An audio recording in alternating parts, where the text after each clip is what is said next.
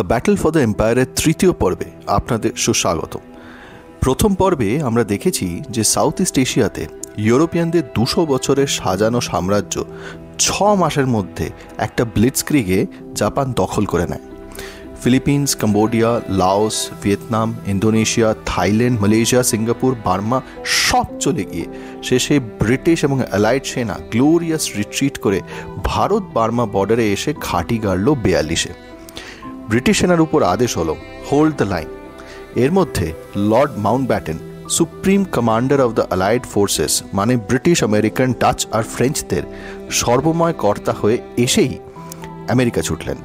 ইউরোপগামী যুদ্ধের প্রচুর সামগ্রী নিয়ে এসে তৈরি করে ফেললেন বেঙ্গল এবং আসামের 30টার মতো এয়ারবেস, আর কলকাতা হয়ে উঠল সেই অ্যালাইড রেজিস্ট্যান্সের nerve centre. British Indian army প্রায় 2 বছর ধরে বার্মা ফ্রন্টে বসে জঙ্গলের মধ্যে বৃষ্টি ভিজে মশা আর জোঁকের কামড় খাওয়ার পর অবশেষে তাদের কপাল খুলল। 44-এর 8ই মার্চ লেফটেন্যান্ট জেনারেল মুটাগুচি চিনভিন নদী পেরিয়ে 3 ফ্রন্ট অ্যাটাক করলেন, অপারেশন ইউগো। যাই বলুন, নামটির মধ্যেই কিন্তু একটা ব্যাপার আছে।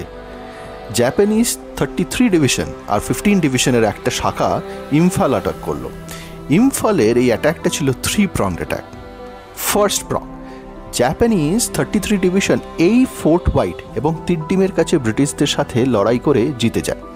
ব্রিটিশরা জায়গা ভেকেট করতে বাধ্য হয়। এইবার জাপানিরা অ্যাডভান্স করে হেংতামের কিছু আগে এই জায়গায় অ্যাটাক করে, আর মোটামুটি 4 দিনের মধ্যে ব্রিটিশদের হারিয়ে দখলও করে নেয়। তারপর জাপানি সেনা তোরবুংয়ের কাছেও জিতে অবশেষে ইম্ফল অবধি পৌঁছে যায়। দ্বিতীয় অ্যাটাক, 33 ডিভিশন সিটংয়ের কাছে এই ব্রিটিশ পোস্ট দখল নিয়ে ইম্ফলের ঠিক উত্তর পূর্ব দিকে পালেল এয়ারপোর্টের কাছে পৌঁছে যায়। এই পালেল এয়ারপোর্টের একটা সাংঘাতিক গল্প আছে, সেটাই আসছি একটু পরেই। আর তৃতীয় অ্যাটাকটা হলো জাপানিজ 15 ডিভিশন উখরুলের আগে এই দিক দিয়ে এসে ইম্ফলকে ঘিরে ফেলে, মানে 3 দিক থেকে সাঁড়াশি চাপা করে শুরু হলো দ্য সিজ অফ ইম্ফল। এই অ্যাটাকের সময় আইএনের ফার্স্ট গেরিলা রেজিমেন্ট, মানে দ্য সুভাষ ব্রিগেড, 33 ডিভিশনের লেফট ফ্ল্যাঙ্ক মানে আরাকানের দিক থেকে জাপানিজ 33 ডিভিশনকে কভার করে রাখে। বাই দ্য ওয়ে, কিছুদিন আগেই এই আরাকান, মানে যেটা এখন রাখাইন, সেখানে ব্রিটিশদের সাথে সাংঘাতিক একটা লড়াই হয়ে গেছিল জাপানিদের। আইএনের আরেকটা কাজ ছিল ব্রিটিশ লাইন্সের পেছন দিয়ে ঢুকে ব্রিটিশ ইন্ডিয়ান আর্মি সোলজারদের ডিফেক্ট করার জন্যে উদ্বুদ্ধ করা। এই সময় রেঙ্গুন থেকে আজাদ হিন্দ রেডিওতে নেতাজির বেশ কিছু স্পিচ ভারতের এবং স্পেশালি বাংলার আপামোর জনসাধারণের মনে একটা সাংঘাতিক চাঞ্চল্য এবং দেশভক্তি তৈরি করে।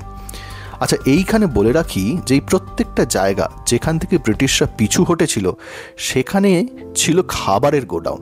ব্রিটিশরা পিছু হটার আগে এই গোডাউনগুলোকে বোম মেরে উড়িয়ে দিয়ে আসে। এমনকি মণিপুর নদীর উপর যে ব্রিজটা ছিল সেটাকেও ডেটোনেট করে ভেঙে দেওয়া হয়।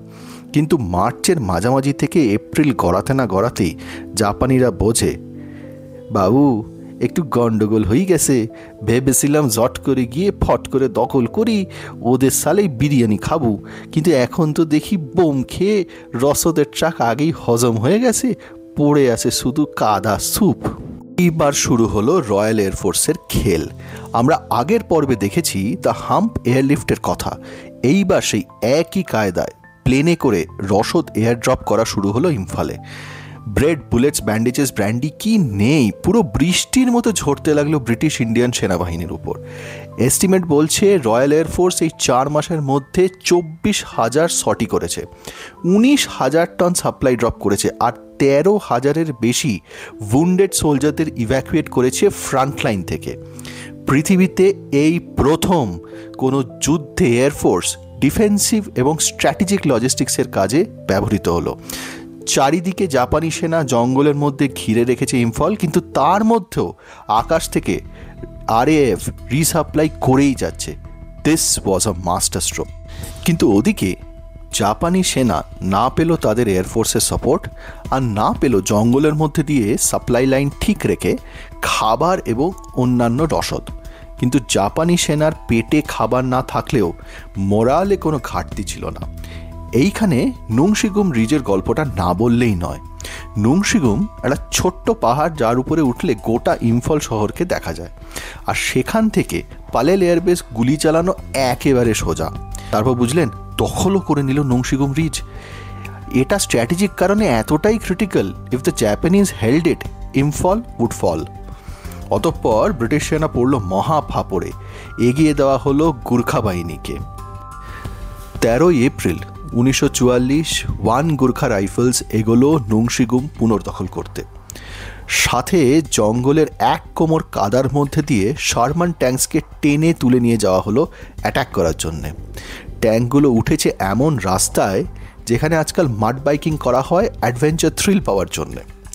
ইতিমধ্যে রয়্যাল এয়ারফোর্সের হারিকেন আর ভেঞ্জেন্স টাইপ বম্বাররা অ্যাটাক করলো জাপানিজ বাংকারগুলোয় একদম পয়েন্ট ব্ল্যাঙ্ক রেঞ্জে। বারংবার এয়ার স্ট্রাইকের পর জাপানিজ পজিশনসগুলো একটু সফেন্ড আপ হওয়ার পর নিচের থেকে গুর্খারা করলো চার্জ। জয় মা কালী, আয়ো Gorkhali. Fierce hand to hand combat শুরু হলো জাপানিদের সাথে। রক্তের বন্যা বয়ে গেল চারিদিকে। গুর্খারা কয়েক ঘন্টার চেষ্টায় নুংশিগুম রিজের দখল নিতে সক্ষম হলো ভয়াবহ ক্ষয়ক্ষতির পর। কিন্তু কি জানেন, জাপানিরা একদম শেষ অবধি এক বিন্দু জায়গা ছাড়েনি। The Japanese fought till the last man. এই এক্সট্রাঅর্ডিনারি হিরোইজমের জন্যে যুদ্ধ পরবর্তী সময় ওয়ান গুর্খা রাইফেলসকে একটা Victoria Cross for Captain Michael Allmand posthumously, একটা মিলিটারি ক্রস ক্যাপ্টেন মান বাহাদুর রায় এবং আরও অসংখ্য ইন্ডিয়ান অর্ডার অফ মেরিট আর ডিস্টিংগুইশড সার্ভিস মেডেলসে ভূষিত করা হয়। আচ্ছা, আমরা একটু আগে ফেলে এসেছিলাম আইএনএ সেই সুভাষ ব্রিগেডকে। শাহনওয়াজ খান ছিলেন সুভাষ ব্রিগেডের নেতৃত্বে। সুভাষ ব্রিগেডের 1st ব্যাটালিয়ন জাপানিজ 33 ডিভিশনের সাথে এগিয়ে গেল ইম্ফলের দিকে। 2nd ব্রিগেড ফালাম আর হাখাতে চলে আসে আর তারপর জাপানিজ আর্মিকে রিলিফ করে দেয়। আর এইখান থেকে চীন গেরিলাদের সাথে তারা প্রচণ্ড লড়াই করে। এই চীন গেরিলাদের ব্রিটিশরা তৈরি করেছিল অনেকটা তালিবানদের ধাঁচে, মানে ফর্মাল সেনাবাহিনী পার্ট তারা নয়, কিন্তু গেরিলা যুদ্ধে খুবই পারদর্শী। এরপর 3rd ব্যাটালিয়ন টংজাং এরিয়াতে আরেকটি ফোর্ট দখল করে। আর এই সবকটি মেজর স্ট্র্যাটেজিক উইন্স হলেও জাপানিজ আর্মি ইম্ফল দখল করতে না পারায় এই উইন্সগুলো আইএনএ পরবর্তী সময় আর রক্ষা করতে পারেনি। ইম্ফল যুদ্ধ ছিল জাপানিদের জন্য তখনও পর্যন্ত দ্বিতীয় বিশ্বযুদ্ধের সর্বাধিক প্রাণহানির কারণ। এই একটা যুদ্ধে জাপানিদের 54,000-এর বেশি হতাহত হয়, যার মধ্যে 13,000-এর বেশি প্রাণ হারায়, যাদের মধ্যে অধিকাংশ জাপানি সেনা মারা যায় অনাহারে এবং বিভিন্ন রোগ আর ইনজুরিতে মেডিকেল অ্যাসিস্ট্যান্স না পেয়ে। এত বিশাল ক্ষয়ক্ষতি এবং দুর্বিষহ অবস্থা দেখে জাপানি কমান্ডার এক নজিরবিহীন সিদ্ধান্ত নেন। তিনি সেনা প্রত্যাহারের নির্দেশ দেন, যা ছিল জাপানি সামরিক ইতিহাসে প্রথম এমন সিদ্ধান্ত।